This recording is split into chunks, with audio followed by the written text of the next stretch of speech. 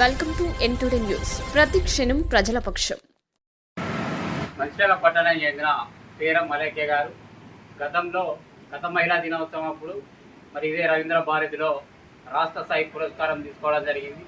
మొన్న జరిగినటువంటి మహిళా దినోత్సవంలో మరి సుందర విజ్ఞాన కేంద్రంలో మరి మహిళలపై జరుగుతున్న వివక్ష కావచ్చు, మహిళా ఉద్యమాలు కావచ్చు, మరి మహిళలకు మరి చట్టసభల్లో వాటా వృత్తి కావచ్చు, విద్యా ఉద్యోగాలు కావచ్చు, ఈ అంశాల మీద అనేక సదస్సులు పెట్టి బీసీ ఉద్యమంలో ఇటు మంచిర్యాలలోనే కాకుండా హైదరాబాదు మరి రాష్ట్ర స్థాయిలో కూడా మరి బీసీ ఉద్యమం పక్షాల నుండి బీసీ గొంతుకలు వినిపిస్తున్న నేపథ్యంలో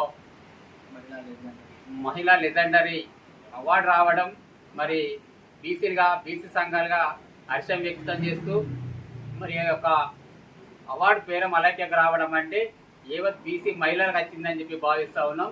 ఎందుకంటే ఈ రాష్ట్ర జనాభాలో 56% బీసీల ఉంటే అందులో 30% మహిళలు ఉన్నారు. ఆ మహిళలకు అటు కేంద్ర ప్రభుత్వం మరి 33% మహిళలకు రిజర్వేషన్లు కల్పిస్తున్నదని చెప్తుంది.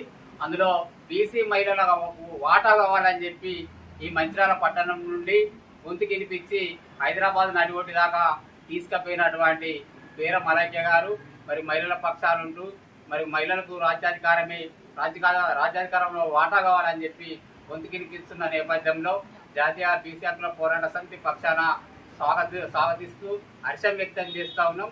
అలాగే మలేఖ్య గారు రాబోయే రోజుల్లో మరిన్ని అవార్డులు అందుకొని మన బీసీ సమాజానికి గుర్తింపు తీసుకొచ్చే విధంగా ఈ సమాజంలో మహిళలకు మరి వాటా వచ్చేదాకా కూడా ఆ ఉద్యమంలో భాగస్వాములు కావాలని చెప్పి మలేఖ్య గారికి విజ్ఞప్తి చేస్తూ రాబోయే రోజుల్లో ఇటు విద్యా ఉద్యోగ పరంగానే కాదు, మహిళలు చట్టసభల్లో ఉద్యోగాలలో కూడా వాటా సాధించుకునేదాకా మన ఉద్యమాన్ని కొనసాగించాలని చెప్పి మలేఖ్య గారికి విజ్ఞప్తి చేస్తూ మలేఖ్య గారు రాబోయే రోజుల్లో మరిన్ని అవార్డులు తీసుకొని మహిళా సమాజానికి స్ఫూర్తిగా నిలుస్తున్నటువంటి పేరం మలేఖ్యను ఈ మహిళా సమాజం స్ఫూర్తిగా తీసుకొని మహిళలు ఉద్యమంలో భాగస్వాములై మనమెంతో మనకంత వాటాకై మరి ఉద్యోగంలో భాగస్వాములు కావాలని చెప్పి ఆ భాగంలో మరి పేరం మలేఖ్య గారు ముందు వరుసలో ఉండాలని చెప్పి కోరుకుంటూ మరి అవకాశం ఇచ్చిన మీ అందరికీ కృతజ్ఞతలు, ఉద్యమ వందనాలు తెలియజేస్తాం.